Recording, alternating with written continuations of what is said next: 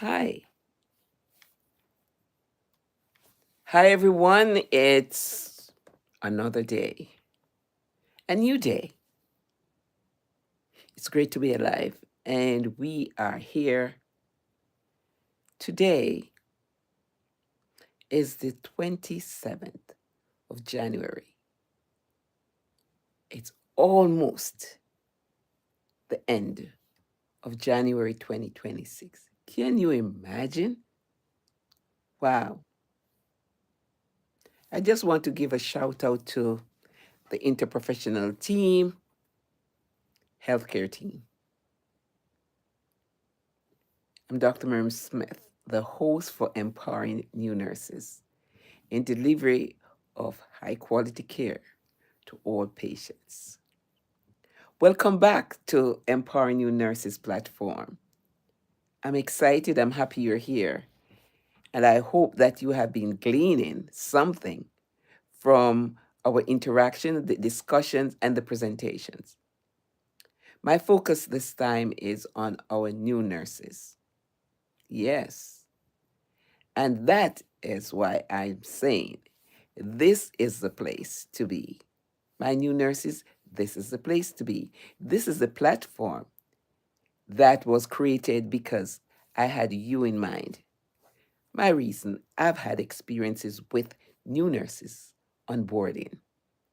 Having left the classroom setting, have the NCLEX, and just some of them are really, it's frightening for them for the transition. And so I've seen some gaps and I've decided that I would share. Being retired, and I know I have a lot of experiences that can share and can help and enhance your nursing journey. Your nursing journey who have just started, and when you become overwhelmed, and you over there, yes, that's why I created this platform. So you have a sense of belonging. You have a sense where you can share, you can talk, you can be mentored.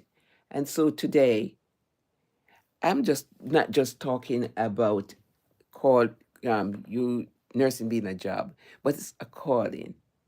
I want you that if you even feel overwhelmed today, that you don't think of giving up because every day is not the same. Some days, or maybe some days, will follow each other, and you will see that nursing in itself can be so beautiful. It's a beautiful profession, yes. But there are times the challenges are so great that you started wondering, second guessing, was this meant for me? Well, today I would like you to follow Empowering New Nurses. Empowering New Nurses platform and subscribe. Empowering New Nurses platform and subscribe. Here you have Miriam Amanda Smith. That's on YouTube. On podcast, Mir, that's on Instagram. That is, I'm also the same person. Thank you. I appreciate that. I appreciate your subscription. And share it with someone. Share the platform with someone because there are many. You know, there are maybe about 9 million people in the world, and somebody wants to hear my story. Somebody wants to hear your story. And there's a nurse. That nurse might be you, or that nurse might be you. And you just want to hear some words of encouragement to say, keep going. It's doable. I recall some years ago, I was teaching basic dysrhythmias, EKG. And I recall one of the, he might be listening right now, but when he came into the classroom the morning, He was so terrified and he was wondering if he would get the concept right. Because moving from the heart, the structure of the heart, the anatomy, and then going to the conductive system, that part of it. And being able to identify where, how, where there's a block, where the lines are straight, just the where the the problem is in the heart. How do you identify that? And people translating the EKG into electrical movement. How do you do that? How is it being translated? How do you read it? Is there a block? Is it a bradycardia? Is it a tachycardia? That sort of thing. After you going through it, but if you don't know, how in the world will you understand? Because at first, it really seemed terrifying. But interestingly, after teaching for I think 3 months, different weeks over a period, and start gaining the concept, getting them on the board, identifying the P waves, the QRS. Yes, just being able to pinpoint where that area started, where the functionality, you know, which part of the heart is affected, where the conductive system, and also the different electrolytes that are needed, whether it's sodium, potassium, calcium, to help for the heartbeat to function properly, and all of that. And so I recall, I haven't taught this just recently, but I recalled the anxiety that he was experiencing. And interestingly, he did so well at the end of the class, of the course. And he's a practitioner. He's a practitioner now. He hailed me at times, and I see that and doing so well, so well, so well. So I'm just saying to encourage my nurses not to just stay one place, but as you progress, move forward. As you progress, move forward. Don't just stay in one place. Well, some nurses might just want to be bedside nurses, and that's okay. If that's where you want to be, you can stay. But there are others who are motivated. They might want to branch off into another area, or not necessarily say that they might advance themselves, but they might also want to transition into another area of nursing. So not just say, I'm going to be a practitioner, but you might be in med surge and you decided you want to go to OB, postpartum, or NICU, or any specialty, renal. You have that option. So you don't have to stay one place all the time. But remember, with all of this, your attitude is critical in nursing. And I say that because we're not going to be able to teach you. You come with whatever you come with, and we're just helping you to enhance, to ensure that our patients get the best care. And they're individuals who there are times you just have to show them, tell them, emphasize, and be a model for them. It's very important too to remember that the seasoned nurses are there to help you. And I must say, I don't forget that when we all started, we started like novice.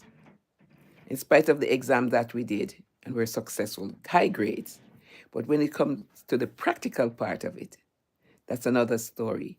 So we have to have the right mindset, be willing to learn, be willing to share, be teachable, because you have gotten a high grade on the NCLEX, that doesn't determine that you're going to be a good nurse. No. But if you should couple that, the high grade, with being teachable, being willing to learn, and being receptive, then that will make a big difference. You agree with me. You have seen it. You have seen it. And so there's a statement that I don't like to use, but it's real. I've spoken with nurses who have said, mm, nurses eat their youngs. I've heard that.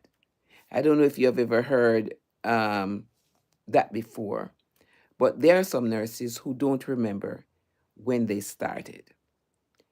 But I'm encouraging you to be one of the nurses to give so much or to pay it forward in such a way that that nurse who you have precepted will move forward and share that when a new nurse comes so that this beautiful chain can continue. Now, the new nurse, must have the right attitude also. You know, the older nurse or the seasoned nurse coming from way back, like myself, many times are not as, notice my word, choice of words, many of them are not as computer or technical savvy as the younger one. And many times you share, they would say, one hand wash the other. Or you can say, you're complimenting you're complimenting me, I'm complimenting you. So we work together. That's very important. Teamwork. Teamwork is critical, especially now with the shortages. You have to group up, you have to think it out. You have to value each other, you have to help each other.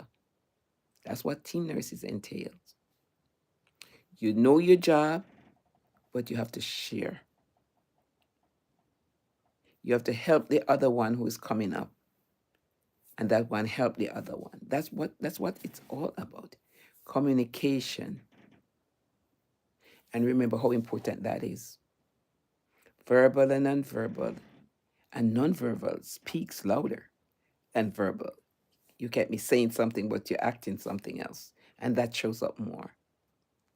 So today, I just want to give a shout out to my young nurses and the older ones and encourage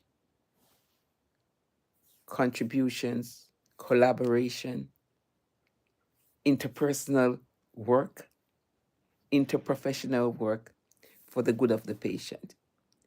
And if that happens, the patient will be satisfied, the nurse, the caregiver will be satisfied, the institution will rise. More patients will come to that hospital. Word of mouth, if you receive quality care, high quality care, then you're going to talk about it. And so that one, what everybody needs. I don't have much more to say today, but I'm so happy I'm able to come on and share with you. Very soon, my book, Grace, Empowered by Grace, it's a little devotional, will be coming out. And I know it will come out, it's at the formatter right now. It should be coming out this first quarter of the year. So I just want to say it was a pleasure being here. I look forward to you subscribing and say where you're from. Where are you? Because this is worldwide web. I'm Dr. Miriam Smith, the host for Empowering New Nurses in the delivery of high quality care to all patients. My area of terminal degree has been in healthcare systems leadership. So I've done academia, I've done clinical, I've done just about it, community and all of that.